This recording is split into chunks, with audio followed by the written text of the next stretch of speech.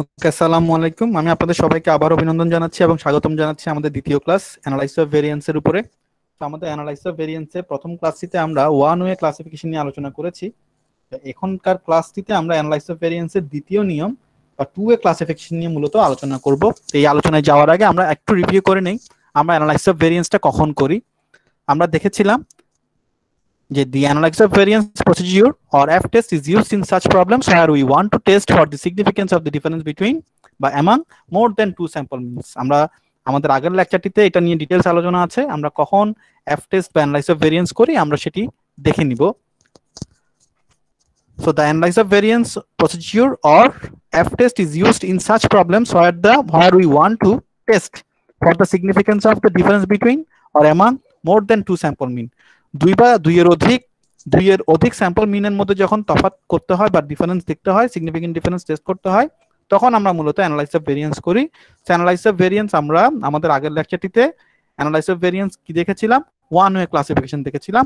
বর্তমান লেকচারটিতে আমরা two way classification বা টু ফ্যাক্টর অ্যানালাইসিস দেখব। আগের অঙ্কটিতে আমরা দেখেছিলাম যে 15টি জমিতে আমরা তিন ধরনের বীজ রোপণ করেছি।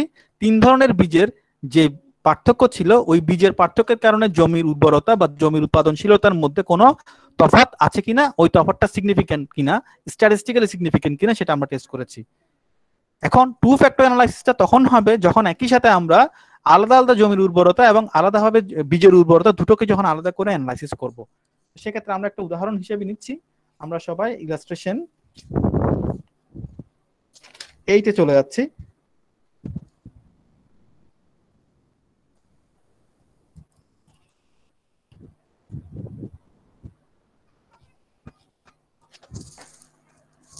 আসুন আমরা সবাই ইলাস্ট্রেশন 8-এ চলে যাই। পেজ নাম্বার হলো 589। আমরা পেয়েছি কিনা দেখেন। ইফতেখার একটু আপনি অনলাইনে থাকেন, আপনি আমার সাথে একটু রেসপন্স করেন। আমাকে কি আপনারা শুনতে পাচ্ছেন? ওকে, আসেন 586 পেজ নাম্বার। প্রশ্নটা হলো 589, কারো কারো বইয়ে সম্ভবত 586। আসুন প্রশ্নটা দেখে নিই। The following represent the number of units of production per day turned out by 4 different workers using 5 different machines। 5টা আসেনি, আমরা একটু প্রিন্টিং এখানে একটু স্ক্যানিং এর কারণে সমস্যা হয়েছে। 5 different types of machines বলছে, 5টা মেশিন দেয়া আছে, A B C D E. এই 5টা মেশিনের মধ্যে কয়জন ওয়ার্কার কাজ করে? 4 জন। 1 2 3 4।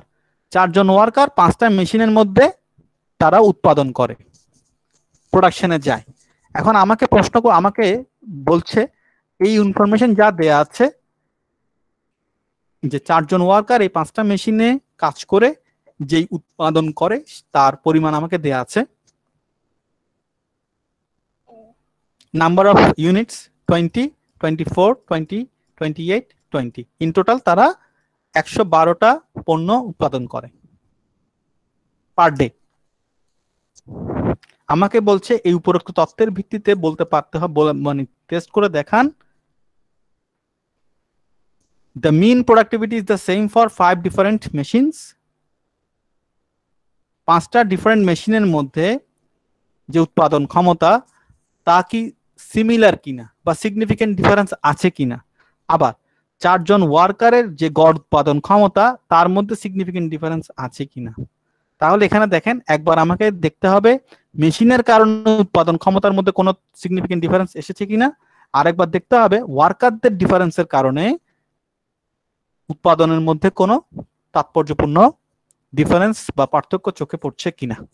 আমরা কি প্রশ্নটা বুঝতে পেরেছি? একবার আমাকে মেশিনের পয়েন্ট অফ ভিউ দেখতে হবে, আরেকবার ওয়ার্কারের পয়েন্ট অফ ভিউ দেখতে হবে।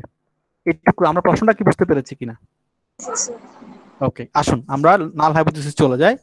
নাল হাইপোথিসিস আমরা অ্যাজ ইউজুয়াল যেটা করি, আমরা ফর্মুলাটা একটু আপনাদেরকে স্টেপগুলো আমি দেখাই দিই। স্টেপগুলো আমরা এখানে পেজ নাম্বার, আমি এর আগে যেভাবে নিয়মটা বুঝিয়েছিলাম সেভাবে আমরা দেখব। আপনাদের দেখুন, আপনাদের বইয়ের পেজ নাম্বার 585-এ এটা দেয়া আছে, আপনারা সেটা রেফারেন্স হিসেবে রাখতে পারেন। কারো কারো বইয়ে 585, কারো কারো বইয়ে হয়তো বা 582 পেজে আপনারা পেতে পারেন। টু ওয়ে ক্লাসিফিকেশনের নিয়মাবলী, two way classification.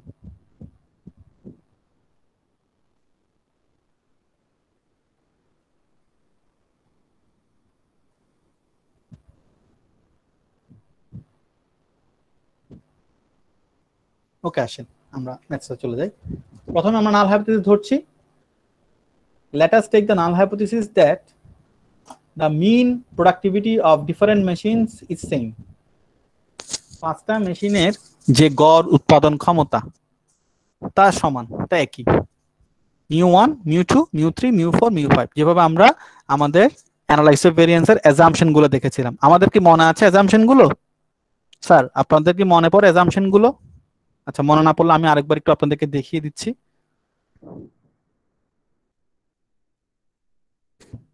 The population from which the samples are drawn have identical means and variances, আমরা বলেছিলাম μ1 μ2 μ3 এভাবে। ঠিক আছে, আসুন আমরা দেখছি।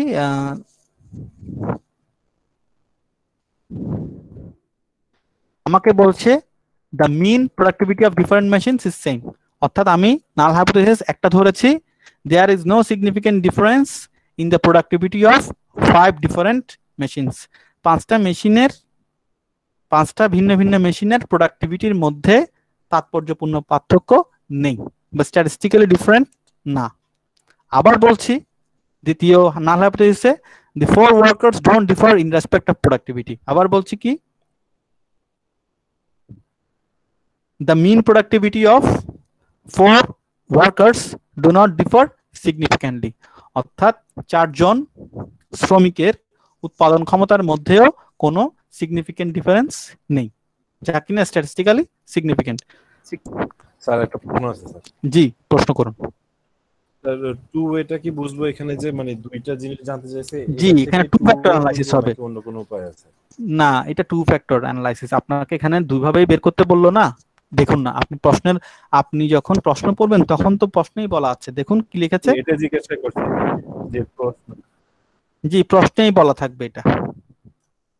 দেখুন আমাকে কি বলেছে, the mean productivity is the same for different machine, the workers don't differ with regard to productivity। আমাকে দুটো বলেছে না বের করতে, কিন্তু আমরা যে এর আগের অঙ্কটা করেছিলাম ওয়ান ওয়ে ক্লাসিফিকেশনের সময় তখন কি বলেছিল, তখন কি আমাকে বলেছিল জমির ভিন্নতার কারণে, প্লটের ভিন্নতার কারণে যে উৎপাদন ক্ষমতা বা উৎপাদনশীলতা বা যে প্রোডাকশনটা হচ্ছে তার মধ্যে সিগনিফিকেন্ট ডিফারেন্স আছে কিনা সেটা কি বের করতে বলেছিল, নাকি শুধু বীজের পরিবর্তনের কারণে বা ভিন্ন ভিন্ন বীজের কারণে উৎপাদন ক্ষমতার পরিবর্তন হচ্ছে কিনা সেটা বের করতে বলেছিল? জি, তো ওখানে যেহেতু জমির কথা বলেনি, শুধু বীজের কথা বলেছিল বের করতে, সেই জন্য আমরা একটা ওয়ান ওয়ে ক্লাসিফিকেশন করেছি। কিন্তু এখানে বলছে আমাকে, এখন দেখেন এখানে যদি আমাকে মেশিনেরটা না বলে যদি শুধুমাত্র আমাকে বলে দিত শুধু ওয়ার্কারদের পরিবর্তনের ফলে, আমাকে প্রশ্ন যদি বলতো যে workers don't differ with regard to their productivity, এটা টেস্ট করে দেখান, সেক্ষেত্রে আমাকে আর মেশিনেরটা বের করতে হতো না। যেহেতু এখানে শুধু ওয়ার্কারটা বলেনি, দুটোই আলাদা আলাদা বলেছে, মেশিনেরটাও বের করতে বলেছে, মেশিনের কারণে পারফরমেন্সের মধ্যে কোনো সিগনিফিকেন্ট ডিফারেন্স হয় কিনা সেটাও দেখতে বলেছে, আবার ওয়ার্কারদের কারণে পারফরমেন্সে কোনো যে প্রোডাকশন সিগনিফিকেন্ট ডিফারেন্স হয় কিনা টেস্ট করতে বলেছে। সেই জন্য আমাকে কি করতে হবে, দুটোই বের করতে হবে। তো আসুন আমি প্রথমে নাল হাইপোথিসিস ধরেছি যে না পাঁচটা মেশিনের মধ্যেও সিগনিফিকেন্ট ডিফারেন্স নেই পারফরমেন্সে, আবার দ্বিতীয় নাল হাইপোথিসিস ধরেছি না যে চারজন ওয়ার্কারের মধ্যেও পারফরমেন্সের দিক দিয়ে কোনো সিগনিফিকেন্ট ডিফারেন্স নেই।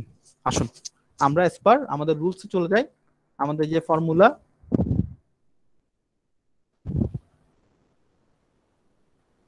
ওকে সেটাই অনুযায়ী করি। প্রথমে আমরা বের করব কারেকশন ফ্যাক্টর।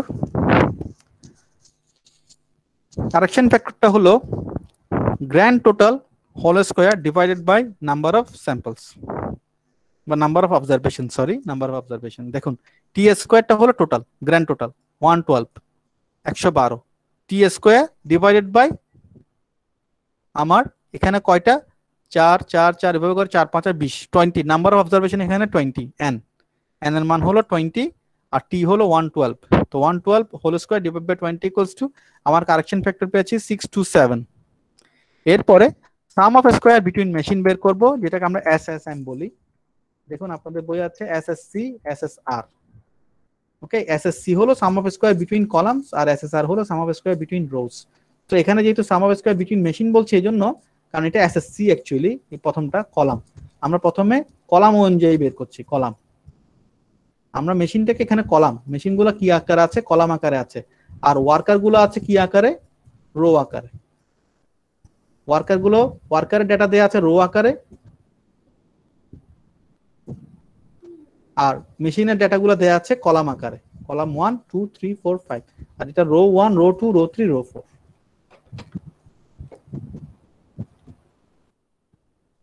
তো আসুন সাম অফ স্কয়ার বিটুইন মেশিন এটা কিভাবে বের করব। সাম অফ স্কয়ার বিটুইন মেশিন কিভাবে বের করব, খেয়াল করুন মেশিনের ডেটাগুলো কিভাবে দেয়া আছে ভার্টিক্যালি। প্রথম আমরা 4টা মেশিনের ডেটা যোগ করি, 1 2 3 4, এই 4টা ডেটাকে যোগ করলে আমি পেয়েছি এ মেশিনে প্রতিদিন 20টা আইটেম তৈরি হয়।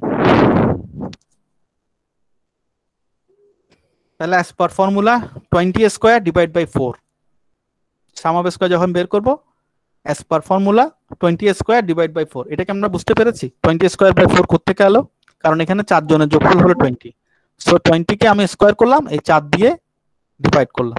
ওকে, আমরা কি বুঝতে পারছি? হ্যাঁ স্যার।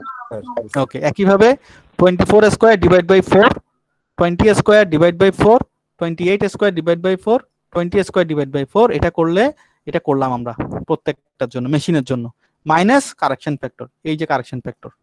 সো এই 4টাকে আমরা, এই 5টাকে আমরা স্কয়ার করলাম, তাকে ডিভাইড করলাম এবং সামেশন নিলাম, ফাইনালি তার থেকে কারেকশন ফ্যাক্টরটা বাদ দিলাম, যেটা আসলো এটাকে বলছি আমরা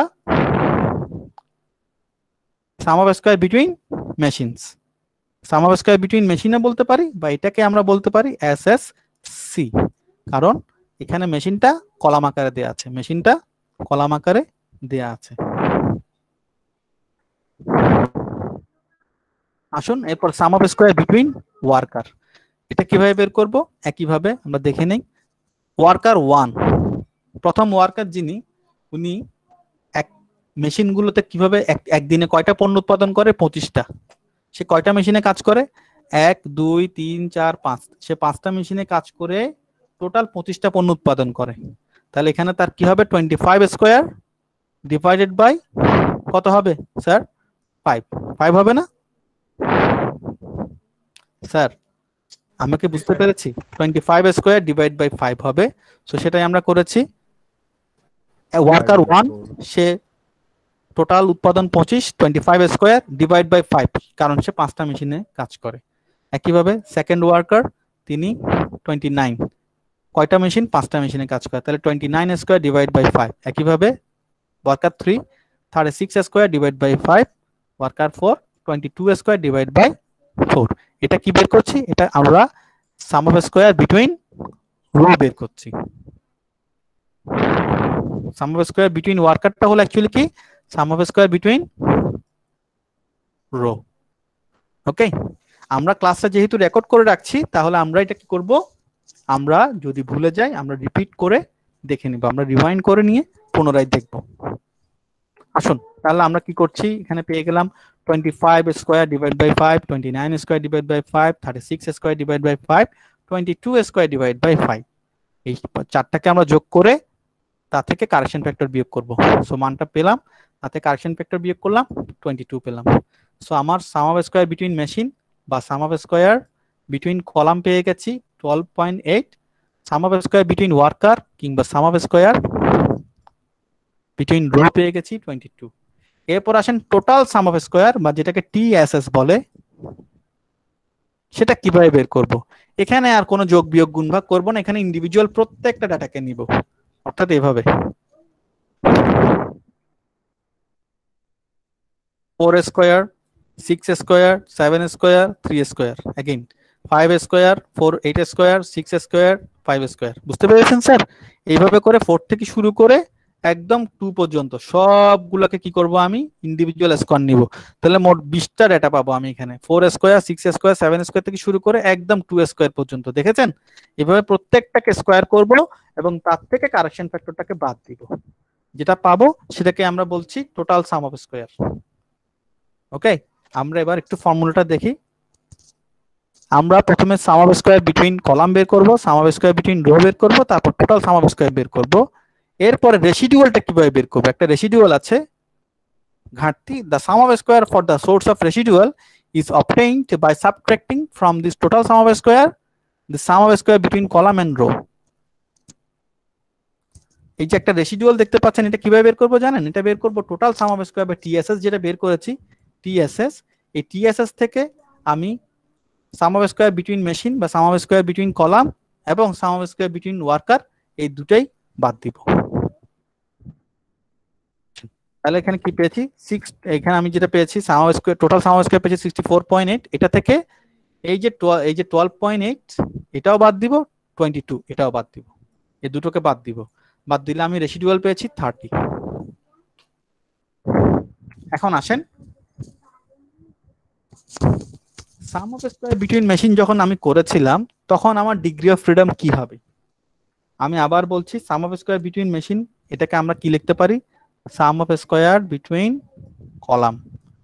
তাহলে এখানে ডিগ্রি অফ ফ্রিডম হবে কলাম -1। তো আমার কলাম কটা ছিল? 1 2 3 4 5। তাহলে as per degree of freedom formula এখানে হবে 5 - 1, আমার ডিগ্রি অফ ফ্রিডম হবে 4। আবার সাম অফ স্কয়ার বিটুইন ওয়ার্কার যখন করব সেটা আসলে কি করেছিলাম? সাম অফ স্কয়ার বিটুইন রোজ। তো রো কয়টা ছিল আমার? 1 2 3 4, 1 2 3 4। সেক্ষেত্রে আমার ডিগ্রি অফ ফ্রিডম হবে রো -1 বা 4 - 1 = 3। ওকে। আর রেসিডুয়ালের ক্ষেত্রে আমার ডিগ্রি অফ ফ্রিডম হবে রো -1 ইন্টু কলাম -1 অথবা কলাম -1 ইন্টু রো -1। তাহলে কলাম -1 পেয়েছিলাম। স্যার স্যার জি বলুন। স্যার ওই 25 স্কয়ার 29 স্কয়ারটা স্যার একটু বললে ভালো হতো। আচ্ছা আমি রিপিট করব, আমি আপাতত যেহেতু চলে এসেছি শেষ করে নেই, আমি প্রয়োজন আপনাকে আবার উত্তরটা দিব। ঠিক আছে। ধন্যবাদ আপনার প্রশ্নের জন্য। দেখুন ডিগ্রি অফ ফ্রিডম রো কলামের জন্য পেয়েছি c-1 = 4, আবার রো -1 এর জন্য পেয়েছি 3। তো আমার যেহেতু রেসিডুয়ালের ক্ষেত্রে ডিগ্রি অফ ফ্রিডম হলো c-1 * r-1, তাহলে এক্ষেত্রে হবে 4 × 3। তো 5 - 1 × 4 - 1 মানে 4 × 3 = 12। তাহলে রেসিডুয়ালের ক্ষেত্রে আমার ডিগ্রি অফ ফ্রিডম হবে 12। এখন এই মানগুলো আমরা আমাদের বইয়ে দেওয়া ফর্মুলা অনুসারে বসিয়ে ফেলি। টেবল কিভাবে বসাতে পেরেছে, তো টেবলটা আমরা সাজিয়ে নেই। ANOVA table, analysis of variance table for two-way classifications। আসুন, source of variation, sum of square, degree of freedom, mean square, variance ratio। source of between machine আমার sum of square কত ছিল দেখুন 12.8, তাই আমি বসিয়ে নিলাম 12.8। between worker কত ছিল 22।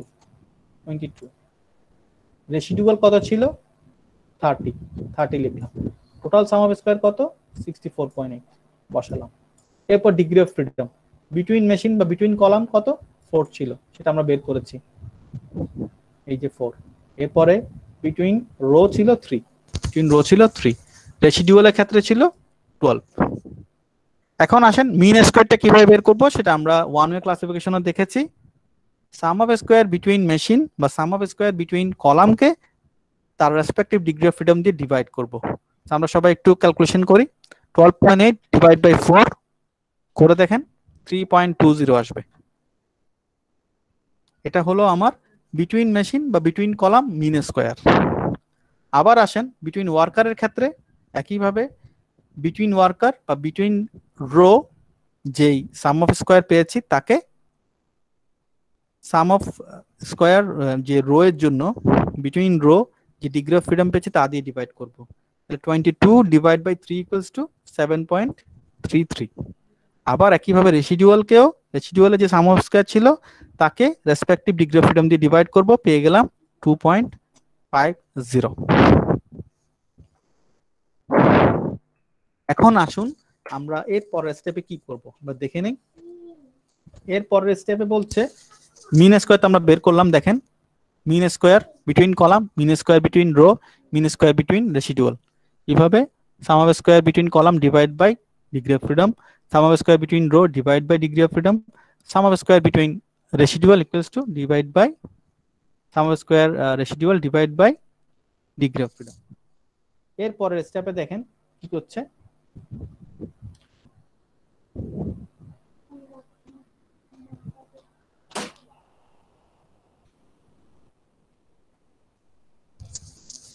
হ্যাঁ দেখুন কি করছে, এখানে বলছে আমরা গ্রেটার ভেরিয়েন্স কে স্মলার ভেরিয়েন্স দিয়ে ডিভাইড করব। আমরা কি করব, গ্রেটার ভেরিয়েন্স কে স্মলার ভেরিয়েন্স দিয়ে ডিভাইড করব। ওকে, দেখুন আমরা অঙ্কটাতে চলে যাই। প্রথমে আমরা কি করব, বিটুইন মেশিন যে সাম অফ স্কয়ার বা বিটুইন মেশিন যে মিন স্কয়ার তার সাথে রেসিডুয়ালের যে মিন স্কয়ার তার মধ্যে তুলনা করব। কি করব, বিটুইন মেশিন বা বিটুইন কলাম যেই মিন স্কয়ার বা ভেরিয়েন্স তার সাথে রেসিডুয়ালের যে মিন স্কয়ার বা ভেরিয়েন্স তার তুলনা করব। তো দেখুন 3.20 এবং 2.50 এর মধ্যে গ্রেটার ভেরিয়েন্স কোনটা, গ্রেটার ভেরিয়েন্সটা কত? ইফতেখার একটু আমাকে রেসপন্ড করেন আমার সাথে। 3.20। 3.20, তাহলে এখানে গ্রেটার ভেরিয়েন্সটা উপরে থাকবে লব হিসেবে, নিউমারেটর হিসেবে, আর ডেনোমিনেটর হিসেবে বা হর হিসেবে থাকবে 2.50। So greater variance divide by smaller variance. So 3.2 minus divide by 2.5 কত পেলাম, 1.28।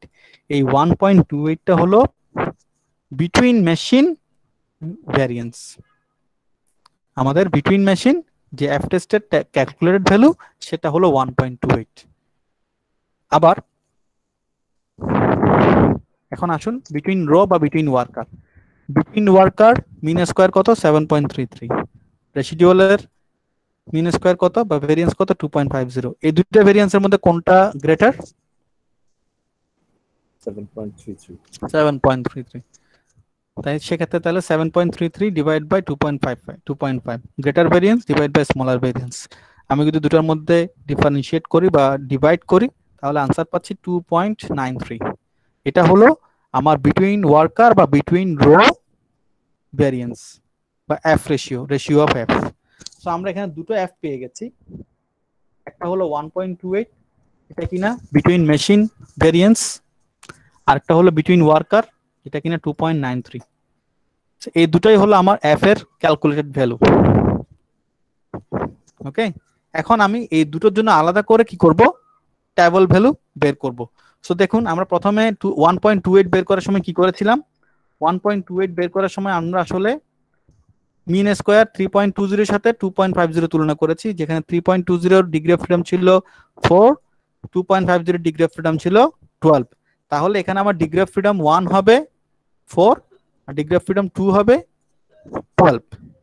সো ডিগ্রি অফ ফ্রিডম 1 4 হলে ডিগ্রি অফ ফ্রিডম 2 সমান 12 হলে 5% লেভেল অফ সিগনিফিকেন্সের মানটা কত হয় আমি টেবিল ভ্যালু থেকে একটু দেখে নিই। 4 এবং 12 এর ক্ষেত্রে আসুন 5% লেভেল অফ সিগনিফিকেন্স, 5% স্যার এটা একটু বুঝিয়ে দিন স্যার। আমি আছি, আমি বুঝিয়ে দিচ্ছি আপনি একটু ধৈর্য ধরুন, আমি আবার আলোচনা করছি। দেখুন আমাকে বলছে ডিগ্রি অফ ফ্রিডম 1 হলো 4। আমি যখন এই যে 1.28টা বের করেছিলাম তখন কার সাথে কার ভাগ করেছি, 3.2 এবং 2.5। 3.2টা ছিল বিটুইন মেশিন, আমি এখন বিটুইন মেশিন টেবল ভ্যালু বের করতে যাচ্ছি। সো বিটুইন মেশিন আমার মিন স্কয়ার হলো 3.20, রেসিডুয়াল ছিল মিন স্কয়ার 2.50। যখন এই দুটো তুলনা করেছি এফ এর মান বের করার জন্য তখন এই দুটো ডিগ্রি অফ ফ্রিডমের মধ্যেও তুলনাটা হবে। আমি যখন টেবল ভ্যালু বের করতে যাব তখন টেবল ভ্যালুর জন্য ডিগ্রি অফ ফ্রিডম 1 হবে 4, ডিগ্রি অফ ফ্রিডম 2 হবে 12। 4 এবং 12 level of significance by default 5% ধরছি। এখন আমরা টেবলে যাচ্ছি, ডিগ্রি অফ ফ্রিডম 1 সমান 4 ধরবো, ডিগ্রি অফ ফ্রিডম 2 সমান 12 ধরবো। আসুন 5% level of significance 0.05, 5% level of সিগনিফিকেন্সে ডিগ্রি অফ ফ্রিডম 1 সমান ধরলাম 2 এবং ডিগ্রি অফ ফ্রিডম 2 সমান ধরলাম 12। মানটা কত পাচ্ছি,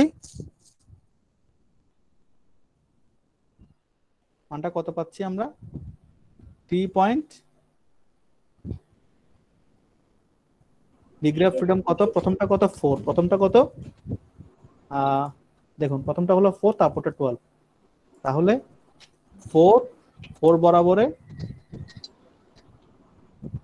12 কত পেলাম 3.2592।